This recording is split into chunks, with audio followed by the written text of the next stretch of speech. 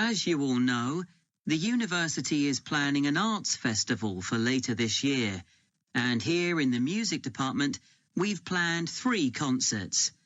These will be public performances, and the programme has just been finalised.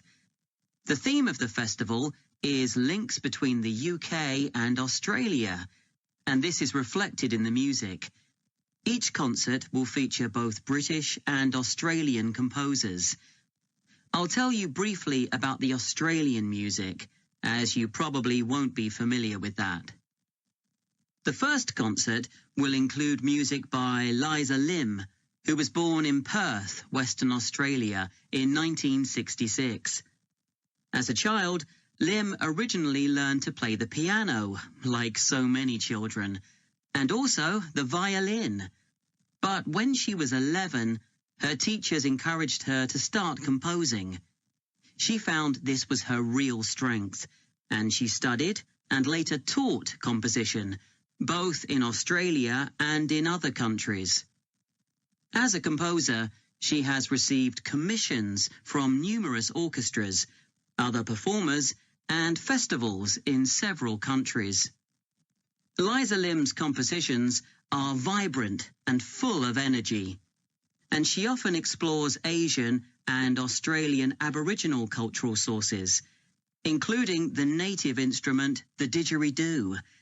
This is featured in a work called The Compass. Her music is very expressive, so although it is complex, it has the power of connecting with audiences and performers alike. In the festival, we're going to give a semi-staged performance of the Oresteia. This is an opera in 7 parts, based on the trilogy of ancient Greek tragedies by Aeschylus.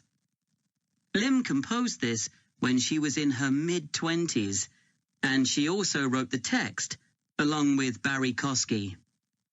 It's performed by 6 singers, a dancer, and an orchestra that, as well as standard orchestral instruments, includes electric guitar and a traditional Turkish stringed instrument. Lim wrote that because the stories in the tragedies are not easy to tell. The sounds she creates are also disturbing, and they include breathing, sobbing, laughing, and whistling. The work lasts around 75 minutes, and the rest of the concert will consist of orchestral works by the British composers Ralph Vaughan Williams and Frederick Delius. Moving on now to our second concert. This will begin with instrumental music by British composers Benjamin Britten and Judith Weir.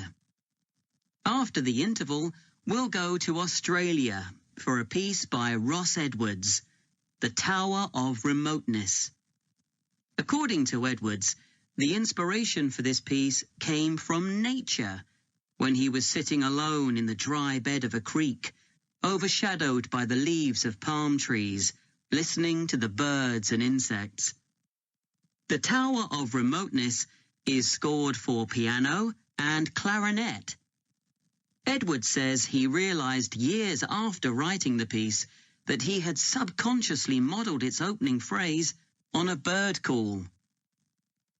Ross Edwards was born in 1943 in Sydney, Australia, and studied at the Sydney Conservatorium of Music and the universities of Adelaide and Sydney.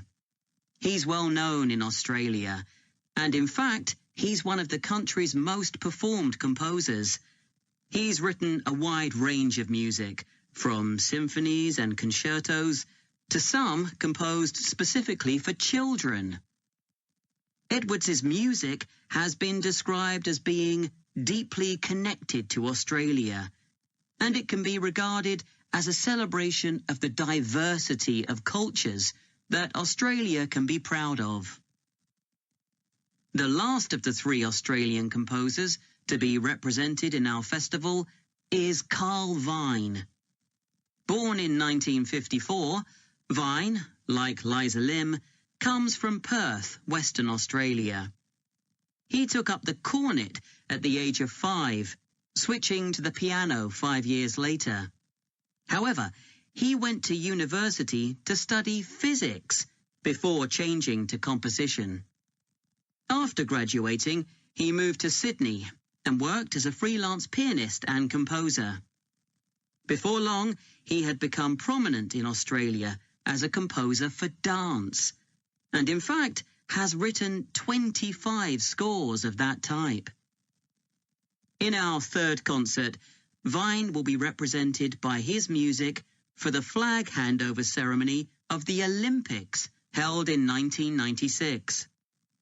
This 7-minute orchestral piece was of course heard by millions of people worldwide, and we'll hear it alongside works written by British composers Edward Elgar and, more recently, Thomas Adès.